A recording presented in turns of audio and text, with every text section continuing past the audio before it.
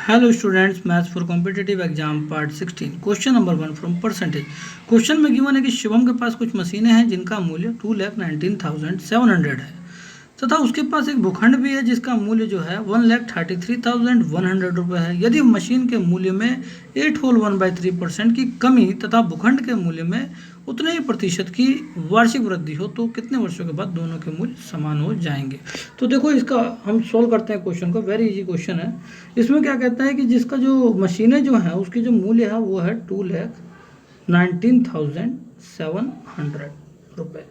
तो उसके पास जो ये मशीन है और वो कह रहा है उसके मूल्य में वार्षिक कमी हो रही है 8 होल 1/3% की। तो 8 होल 1/3% को मैं लिख सकता हूँ बेटे, इसको लिख सकता हूँ 25/300। इसका मतलब 300 में से 25 जो है वार्षिक कम हो रहा है। इसका मतलब 300 का जो 25 है वो 8 होल 1/3% के बराबर होगा। तो वार्षिक जो कमी हो रही है, तो अब कितनी कम हो जा रही है? 300 में से अगर मैं 25 माइनस कर दूँ तो 275/300 हो जाएगी। 275/300, ठीक है बेटे। तो आपको पता होगा 25 से कम 25, 25 से कम 25, 25 से कम 25, 25 दूनी 50, ठीक है ना। तो इसका मतलब क्या हुआ कि आपका 11/12 के हिसाब से जो फ्रैक्शन है वो आपका कम हो रहा है, ठीक है ना। 12 में से 11 हो रहा है, एक कम हो रहा है। ये फ्रैक्शन की फॉर्म में डायरेक्ट अगर आप करने लगो तो 2 मिनट का सवाल है। तो इसका क्या कहता है कि कितने वर्ष में जो है दोनों के मूल्य समान हो जाएंगे। हमें क्या पता, हमने मान लिया बेटे 30 वर्ष में दोनों के मूल्य समान हो जाएंगे। तो पहले तो मशीन का मूल्य घट रहा था, अब कहता है भूखंड के बारे में। भूखंड में कह रहा है 133,100 रुपये का भूखंड है जो इसकी वार्षिक वृद्धि हो रही है। जो भूखंड में दे रखा ना मूल्य में वार्षिक वृद्धि हो रही है, तो वृद्धि अगर हो रही है तो इसी 300 में ये 25 ऐड हो जाएगा, तो 325/300 हो जाएगा। तो अभी 11/12 है तो 325/300 हो जाएगा बेटे आपका 13/12। ध्यान रखना, करके देख लेना, ठीक है ना बेटे। तो इसकी पावर टी हमें क्या पता, ठीक है ना। तो देखो यहाँ 2 जीरो से 2 जीरो कैंसिल आउट हो जाएगी, नीचे की 12 से नीचे की 12 खत्म हो जाएगा। आपका बेटे 13 ऊपर रहेगा, अपोन में 11 भेज देते हैं। तो 13/11 की पावर टी इक्वल टू आपकी जो वैल्यू हो जाएगी ये हो जाएगी आपकी 2197/1331। पर बेटे आप कुछ याद आया होगा क्या कि 1331 जो होता है बेटे 11 की पावर 3 का फार्मूला होता है, वो क्यूब होता है।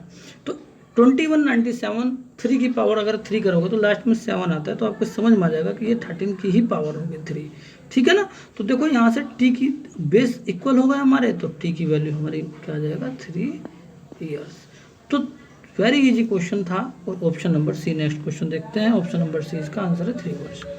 कहता है एक स्वयंसेवी संस्था शहरों की जनसंख्या वृद्धि दर पर सर्वेक्षण करने का काम करती है। सर्वेक्षण में पता चला कि एक शहर में वर्ष 1994 तथा 1995 में जनसंख्या वृद्धि दर 10% वार्षिक थी।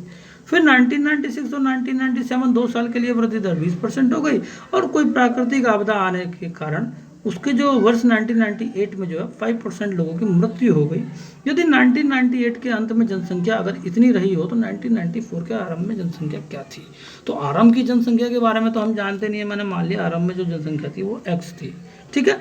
तो अब क्या कहता है कि 1994 और 1995 में बेटे 10% की वृद्धि हुई है। तो आपको पता होगा कि 10% अगर 100/100 तो होता ही है, तो 10% बढ़ जाएगा तो 110/100 हो जाएगा। तो उसको मैं अगर करूँ तो 11/10 आ जाएगा। ये 1994 के लिए जनसंख्या बढ़ गई, अब आपको 1995 के लिए फिर बढ़ जाएगी 10%। अब 1996 और 1997 के लिए 20% बढ़ा रहा है, तो ये 120/100 को बेटा हम लिख सकते हैं 6/5 × 6/5। ये 2 बार बढ़ रही है ना, इसलिए मैं 2 बार कर रहा हूँ। तो 1997 तक हम पहुँच गए। अब बात आती है 1998 में, जितनी भी अब ये जनसंख्या है अब इसका 5% कम हो गया, तो बेटा 19/20 के बराबर हो जाएगा। आप करके देखना 95/100 जो होता है, ठीक है। अब इसके बाद जो जनसंख्या हो गई वो किसके बराबर हो गई? 827640 के बराबर हो गई। अब देखो बेटे 19 से काट दूं तो 19 चौका 76, आपका बचेगा 67, 19 तिया 57, आपका बचेगा 10, 19 पंजे 95, आपका बचेगा 11, 19 छिक्का 114, ये आ जाएगा बेटे 0। अब देखो 11 से मैं काट दूँ इसको तो 11 तिया 33, 10 बचेगा, 11 निमा 99, 6 बचेगा, 11 छिक्का 66, 0 हो जाएगा। फिर 11 से काटते हैं बेटे, 11 से करेंगे 8 यहाँ 33 है ना, फिर 11 छिक्का 66, फिर 0 360, 6 छिंग 36 होता है, 36 से 36 गया आपका 10 बचेगा। तो यहाँ पे आपको 10 बच गया ना, यहाँ पे क्या बच गया आपका 10 बच गया। नीचे से क्या आ रहा है देखो 1 2 3 3 0 पहले लिख लेते हैं, ठीक है ना, 1 2 3, ठीक है ना, ये 0 है, ध्यान रखना लास्ट वाला। इसके बाद क्या कहता है आपका 5 पंजे 25 दूनी 50, 50 यहाँ से लिख दो। तो देखो बेटे 50 के बाद कितने जीरो आ रहे हैं, 50 के बाद 4 जीरो हैं, 1 2 3 4, तो आपका 5 लाख जो है आंसर हो जाएगा option number B. Next question solve करते हैं।